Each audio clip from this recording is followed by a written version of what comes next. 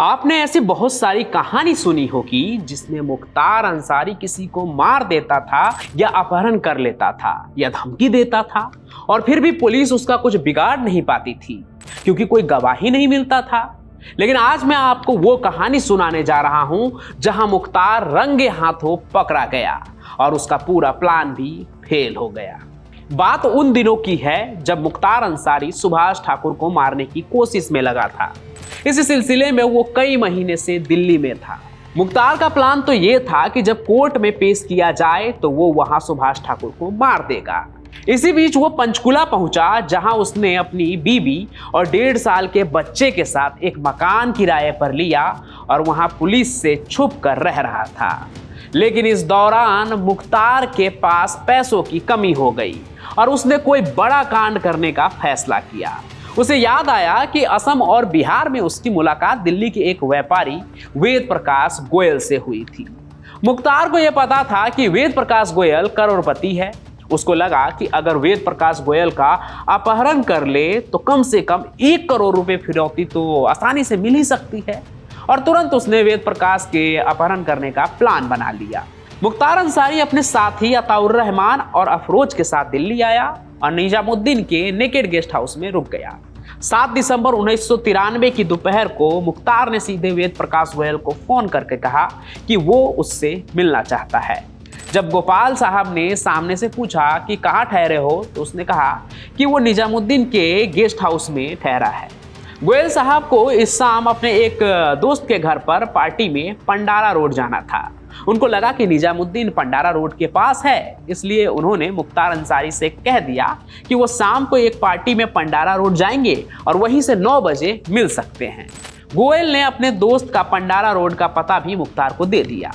9 बजे जब वो पार्टी से बाहर निकले तो गेट के बाहर मुख्तार अपनी मारुति कार में अफरोज और अताउर रहमान के साथ बैठा था। जब गोपाल साहब गेट के बाहर आए तो मुख्तार कार से बाहर निकलकर आया और 2 मिनट उनसे इधर उधर की बात करता रहा और फिर बोला कि चलिए गाड़ी में बैठकर आराम से बात करते हैं।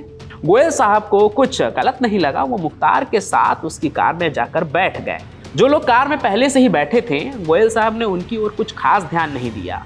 गोयल साहब को अभी कार में बैठे 1 मिनट भी नहीं हुआ था कि मुख्तार के एक साथी ने झटके से दरवाजा बंद कर दिया और उनके बगल में रिवॉल्वर लगा दिया और कहा कि साहब आपके मुंह से निकली हल्की सी भी आवाज आपकी मौत का कारण बन सकती है। गोयल साहब को समझ में तो आ ही गया था कि विश्वासघात हुआ है उनके साथ। मुख्तार और उसके साथी गोपाल साहब को सीधे पंचकुला ले गए और सेक्टर 8 के उसी किराए के मकान में बंद कर दिया जहां अभी तक मुख्तार रहता था।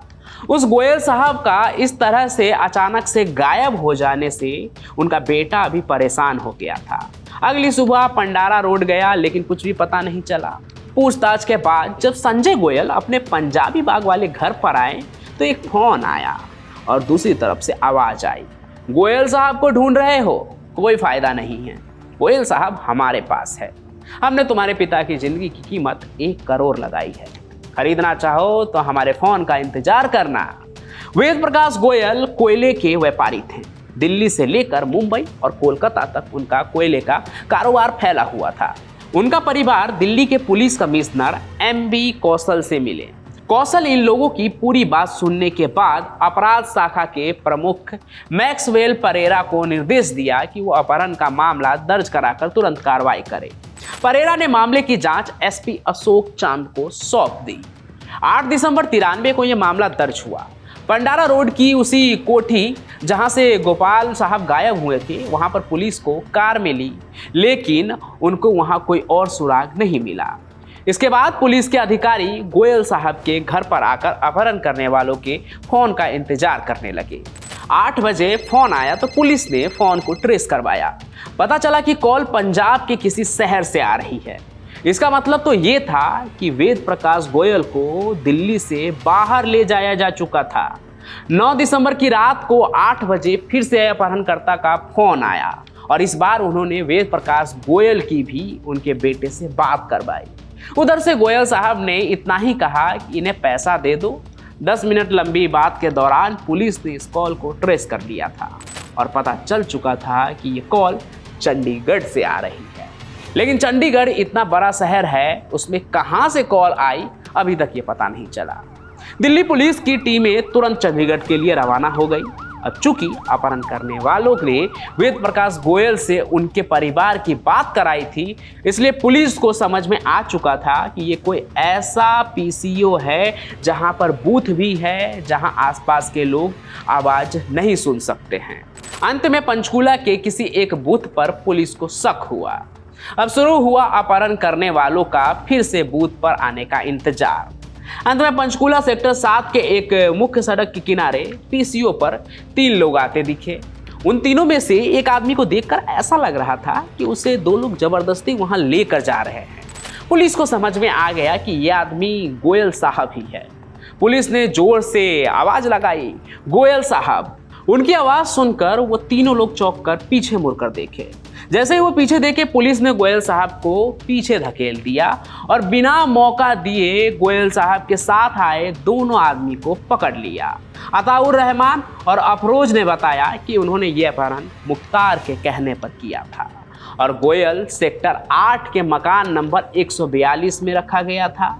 पुलिस वहां पहुंची तो वहां मुख्तार की बीबी अफसा अपने 1.5 साल के बेटे और एक रिश्तेदार की लड़की के साथ मौजूद थी, लेकिन मुख्तार वहां नहीं था। पुलिस को पता चला कि मुख्तार इन लोगों को यह बताकर गया कि जब फिरौती का मामला सेट हो जाए तो वो मुख्तार को फोन कर दे। मुख्तार जो नंबर देकर गया, उस टेलीफोन नंबर पर अताउर रहमान और अफरोज से मुख्तार की बात कराई गई। पुलिस के कहे अनुसार उन दोनों ने मुख्तार को कहा कि गोयल परिवार 1 करोड़ रुपया किस्तों में देने को तैयार है। अपने साथियों का फोन मिलते ही मुख्तार अंसारी ने गोयल साहब के घर का नंबर लगाया और संजय गोयल को कहा कि पैसे लेकर 2:30 बजे बहाई मंदिर के पास आ जाओ और आना अपने पिता की लाल रंग की मारुति कार में, जिससे कि मैं तुम्हें पहचान सकूं। अब पुलिस को इंतजार था मुख्तार के बहाई मंदिर के पास आने का।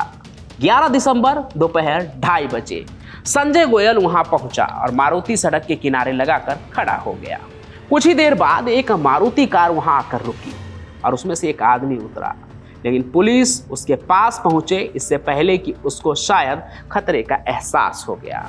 उसने पलक झपकते ही एक अमेरिकी राइफल निकाल ली, लेकिन वो राइफल चला पाता उससे पहले पुलिस ने अपनी AK-47 उसके निशाने पर ले लिया और कहा कि गोली चलाओगे तो बचोगे तुम भी नहीं। और कुछ इस तरह से मुख्तार अंसारी वहां से गिरफ्तार हो गया।